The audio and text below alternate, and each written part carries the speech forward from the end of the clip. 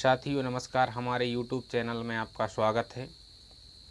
आज हम कक्षा 10वीं गणित अध्याय 1 वास्तविक संख्याएं रियल नंबर्स पढ़ने वाले। सबसे पहले बात आती है कि रियल नंबर क्या होते हैं या वास्तविक संख्याएं क्या होती हैं। तो इसकी परिभाषा होती है, परिमेय और अपरिमेय संख्याओं के समुच्चय को वास्तविक संख्याएं कहते हैं, या दूसरे शब्दों में कहें, परिमेय एवं अपरिमेय संख्याओं के समुच्चय से बनी संख्याएं वास्तविक संख्याएं कहलाती हैं। तो इसकी परिभाषा है, परिमेय एवं अपरिमेय संख्याओं के समुच्चय से बनी संख्याएं वास्तविक संख्याएं कहलाती हैं। परिमेय संख्याएं क्या होती हैं, अपरिमेय संख्याएं क्या होती हैं, आपने पढ़ा होगा। परिमेय संख्याओं में धनात्मक, ऋणात्मक, पूर्णांक सहित परिमेय संख्याएं शामिल होती हैं और अपरिमेय संख्याएं शामिल होती हैं। यानी कि परिमेय और अपरिमेय संख्याओं को शामिल करने से जो समुच्चय बनता है वो क्या कहलाती हैं, वास्तविक संख्याएं कहलाती हैं। वास्तविक संख्याओं को पढ़ने के लिए हमारे पास एक प्रमेय है, प्रमेय क्रमांक 1.1, जिसको बोलते हैं यूक्लिड विभाजन प्रमेयिका। यूक्लिड विभाजन प्रमेयिका। इसका कथन होता है, दो धनात्मक पूर्णांक ए और बी दिए रहने पर ऐसी अद्वितीय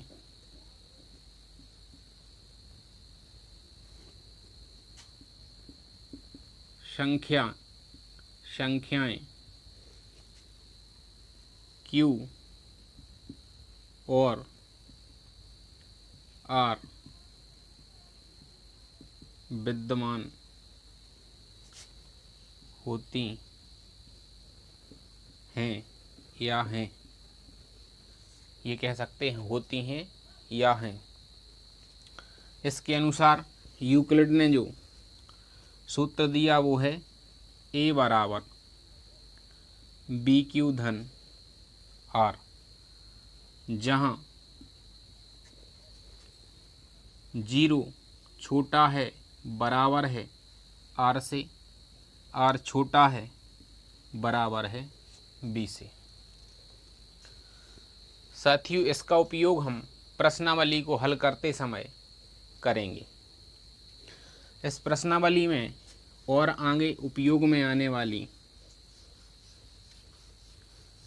जो आवश्यक चीज़ें हैं उनका भी हम अध्ययन करते हैं। इसमें आगे आने वाला ये है हमारा HCF। HCF का मतलब होता है हाईएस्ट कॉमन फैक्टर, या इसको हिंदी में बोलते हैं महत्तम समापवर्तक। दूसरी चीज़ हमें पढ़ना है वो है LCM, जिसको इंग्लिश में बोलते हैं लोएस्ट कॉमन मल्टीपल, इसको हिंदी में बोलते हैं लघुत्तम समापवर्तक। यानी कि हम कहें कि दी गई किन्हीं संख्याओं का वह बड़े से बड़ा गुणनखंड जो उन दोनों संख्याओं को विभाजित कर दे, महत्तम समापवर्तक कहलाता है। ठीक इसी प्रकार हम एलसीएम में कह सकते हैं, दी गई दो संख्याओं का वह छोटे से छोटा गुणनखंड जो उन संख्याओं को विभाजित कर दे। आइए हम एक एग्जाम्पल के द्वारा एक उदाहरण की सहायता से एचसीएफ और एलसीएम का ज्ञात करते हैं। सबसे पहले हम 24 के और 6 के गुणनखंड कर देंगे सबसे छोटे, यानी कि उससे छोटे गुणनखंड ना किए जा सकें।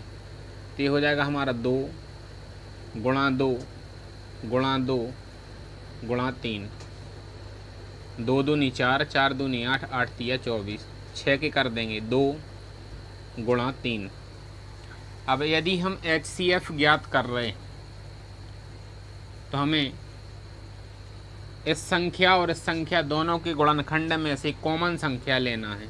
जैसे 2 ऊपर है और ये 2 ऊपर है, और ये 3 ऊपर है और ये भी 3 ऊपर नीचे है, तो ये 2 और 3 हमने यहाँ पे कॉमन लिया, तो ये हो जाएगा 2 3 6। ये एचसीएफ हुआ।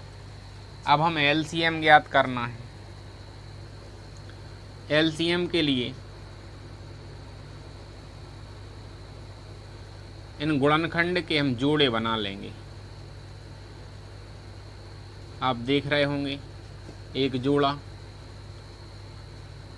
उसके बाद जो संख्या हमारे पास बच रही हैं वो, और ये तो कॉमन है, तो इस जोड़े में से 1 2 ले लेंगे और ये 2 आ जाएंगे और ये 3 आ जाएंगे। तो ये हो जाएगा हमारा 3 दूनी 6, 6 दूनी 12। इसको थोड़ा सा कन्फर्म करना है तो हम क्या करें, भाग विधि से भी हम एलसीएम ज्ञात कर सकते हैं। 24 और 6, सबसे छोटा मल्टीपल हो जाएगा हमारा 2, ये हो जाएगा 12। 3 से विभाजित करेंगे, 3 चौके 12, 3 एकम 3, फिर हमारे पास है 4, 2 से भाग देंगे, 2 एकम 2, 2 दूनी 4, 1 पहले से था फिर 2 से देंगे, तो ये हो जाएगा। अब क्या करेंगे, इस जोड़े में से 1 लेना है, तो ये हो गया 2 और ये वाला 2 और ये वाला 3, 2 दूनी 4 और 4 तिया 12। 24 और 6 का एलसीएम हो जाएगा 12।